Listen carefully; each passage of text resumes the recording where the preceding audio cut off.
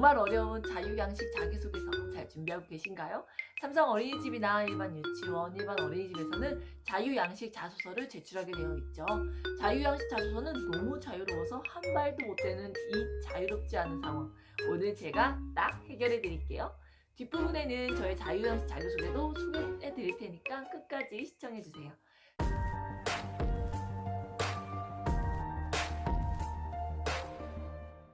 자유양식 자소서라는 것은 단순하게 생각해 보시면 더욱 쉬워질 수 있어요. 자소서는 유치원, 어린이집에 저는 참 좋은 교사예요 라는 것을 어필하는 문서죠. 좋은 교사라는 것을 어필하기 위해 뒷받침하는 근거들을 제시해서 자소서 문항을 채우면 되는 거예요. 이 기본 생각을 기반으로 자기소개서를 어떻게 구성하는지 알려드릴게요. 자유양식이라는 것은 양식 없이 자유롭게 써도 된다는 말이에요. 하지만 반드시 들어가야 하는 핵심 내용들이 있어요. 바로 지원 동기, 직무 관련 역량, 성장 과정, 성격의 장단점, 입사 후 포부 등입니다. 각 항목에 지원 동기, 직무 관련 역량, 성격의 장단점 이런 식으로 직관적으로 쓰지 마시고 소제목을 꼭 넣어주셔야 돼요. 왜냐하면 내가 말하고자 하는 핵심 키워드를 알려줘서 그 방향으로 읽을 수 있도록 도와주기 위해서예요. 자소서는 읽는 사람이 생각하게 만드는 것이 아니라 내가 하고자 하는 이야기를 그 결론까지 간결하면서 정확하게 알려주는 문서라는 것을 꼭 기억하세요. 그래서 어떻게 하면 간결하면서 정확하게 나의 이야기를 전달할 수 있을까를 고민하셔야 해요. 자소서를 한 장으로 써야 하냐는 질문 많이 하시는데요. 한 장이면 이제 너무 짧고요. 두 장으로 작성하시되 지루하지 않은 글이 되도록 해주셔야 합니다. 자, 각 항목별로 어떤 내용을 써야 하는지 알아보도록 할게요. 지원 동기의 경우 신입교사는 내가 이 직업을 하기 위한 준비 과정으로부터 얻게 된 교육 목표나 직업의 목표를 녹여서 해당 원과 연관 지어 쓰시면 되고요. 경력교사의 경우 이직 사유를 쓰시면서 해당 원의 기대감과 나의 목표를 쓰시면 됩니다. 직무 관련 역량은 첫 번째 지원 동기에서 말한 목표를 이룰 수 있는 사람이라는 것을 증명하는 단계예요. 2개 혹은 3개의 성공 경험을 쓰시는 것을 추천합니다. 이 성공 경험을 하나로 쭉 나열해서 쓰시는 것이 아니라 2~3개의 소제목으로 따로 작성하시는 것이 지루하지 않게 읽을 수 있으니 참고하세요. 신입교사의 경우 나는 이 직업을 위한 준비를 잘 해왔고 성향에도 잘 맞는다라는 방향으로 쓰시면 됩니다. 실습이나 학부 시절 배운 거, 느낀 거, 성공 경험, 실패 경험 등 나를 성장시키고 발전시킨 것들을 작성하세요. 경력교사의 경우 나는 유능한 교사라는 방향으로 쓰셔야겠죠? 직무를 수행하며 얻은 지식, 스킬, 경험 등을 쓰시면 됩니다. 성격의 장단점과 성장 과정은 요즘 자소서 트렌드에서는 빠지는 추세이긴 하지만 우리는 조금 다르기도 해요.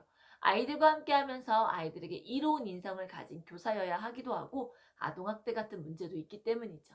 특히나 성장 과정은 정말 진부해서 크게 중요하진 않지만 그래도 원장님 입장에서 이 교사가 근본이 괜찮은 교사인가? 하는 확인을 해야 해서 빼기는 좀 애매한 문항이긴 해요.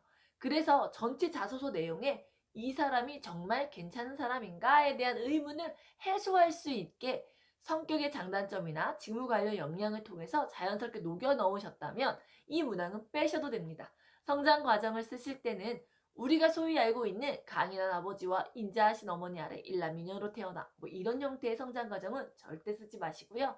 가족에게서 받은 긍정적인 것이나 성장 과정에서 나를 성장시킨 특별한 경험들을 쓰시면 됩니다. 참고로 성장 과정이랑 고등학생 때까지의 일을 말해요. 그리고 부모님의 불화, 이혼 등을 말해야 할 것 같은 부담감을 갖고 계신 분들이 의외로 많아요. 창피할 일은 아니지만 굳이 고해성사하듯 말해야 한다고 생각하는 자체가 스스로 위축되어 있다는 뜻이기도 합니다. 가족의 불화, 따돌림을 당한 경험, 이런 경험들이 자신에게는 큰 이슈이지만 취업에 도움이 될 만한 이야기가 아니죠. 굳이 쓰시면 안 됩니다. 자소서는 나를 자랑하는 문서이지 진실 게임이 아니에요. 성격의 장단점은 의외로 정말 어려워하시는 부분이죠. 성격의 장단점을 작성하는 2가지 포인트가 있어요. 첫 번째는 개인으로서의 장단점이 아닌 유아 교사로서 근무할 때 나에 대한 성격의 장단점이에요. 같은 의미일 수 있지만 약간 다른 의미이기도 해요. 개인의 단점 중에 일을 할 때 영향을 미치지 않는 단점도 있죠. 그렇다면 그건 굳이 쓸 필요가 없다는 거예요. 그래서 유아교사를 할 때 영향을 줄 성격의 장단점을 찾아보시면 됩니다. 2번째 포인트는 앞에서 말씀드렸다시피 자소서는 진실 게임이 아니라는 거예요. 성격의 장단점을 쓰라고 한다고 나의 치명적인 단점을 쓰면 될까요? 예를 들어 아침점이 너무 많아서 누가 어버가도 모르는 것이 단점이고 내가 생각해도 이 단점 때문에 나의 앞날이 결정될 정도라면 단점을 쓸 때 이 단점이 가장 먼저 떠오르겠죠? 그래서 이걸 어떻게 극복할 것인지 어떻게 하면 원장님이 나쁘게 보지 않으실지 머리 싸매고 고민하며 돌려 좋게 썼다 한들 이게 좋게 보일까요? 만약 이걸 안 쓴다고 자소서는 거짓 자소서가 되는 건가요? 이런 분들 정말 많습니다. 자소서는 진실 게임이 아니라 나를 자랑하는 문서예요. 가장 쉽게 쓸 수 있는 것은 단점 같지 않은 단점을 쓰시는 게 가장 쉬운 방법이긴 합니다. 더 자세한 이야기는 성격의 장단점 쓰는 방법에 관한 영상을 참고해 주세요.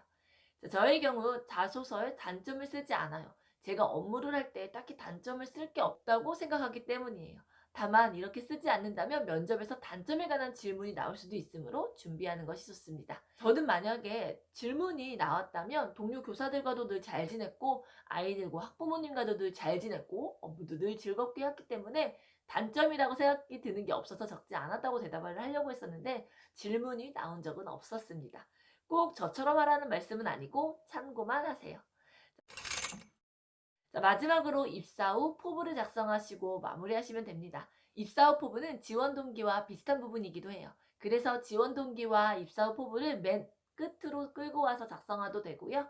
앞부분에 지원 동기를 작성하시면서 포부를 살짝 어필하셨다면 이 마지막에 더 구체적으로 포부를 밝히시고 마무리 지으시면 됩니다. 자소서를 쑥 써내려오면서 나의 역량과 강점과 장점들을 어필해왔죠.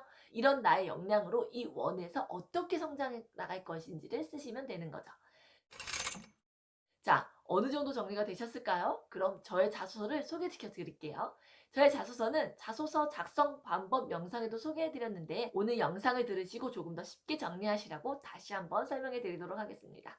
제 자소서에는 오늘 말씀드린 항목이 다 들어가 있지만 형식에는 얽매이지 않게 구성했어요. 특히나 저의 특징은 어릴 때부터 유치원 교사가 꿈이었고 그래서 지나가는 아이들이 특별한 행동을 보일 때마다 저런 아이들은 어떻게 지도해야 하는 걸까 하는 생각을 그냥 자연스럽게 하면서 커왔어요. 이런 부분은 꼭 어필하고 싶었기 때문에 이런 걸 성장 과정에 넣었었고 대학 시절, 초임 시절 경력 쌓으면서 또 쉬면서 이렇게 시간의 흐름으로 구성하면서 지금까지의 나를 쭉 써내려갔어요.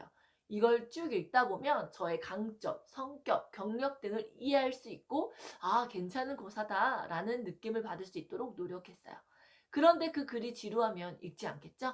그래서 내용을 훼손하지 않는 선에서 정말 짧고 간결하게 쓰려고 줄이고 또 줄이고 또 줄였어요. 중복되는 단어들도 다 빼고 두세 문장을 한 문장으로 줄이기도 하고요. 이렇게 해서 완성된 저의 자소서는 이런 형태의 세 장입니다. 이렇게 한 장, 두 장, 세 장. 세 장이라고 해도 별로 지루할 것 같지 않으시죠? 한 문단당 되게 좀 짧아요. 장수가 중요한 게 아니라 지루한 글이냐 아니냐가 중요해요. 자, 오늘 내용 어떠셨나요? 각 항목의 더 자세한 예시나 내용이 궁금하시다면 항목별 작성 방법을 올려드린 영상을 참고해 주시기 바라고요. 그럼 전 더 좋은 영상으로 찾아올게요. 감사합니다.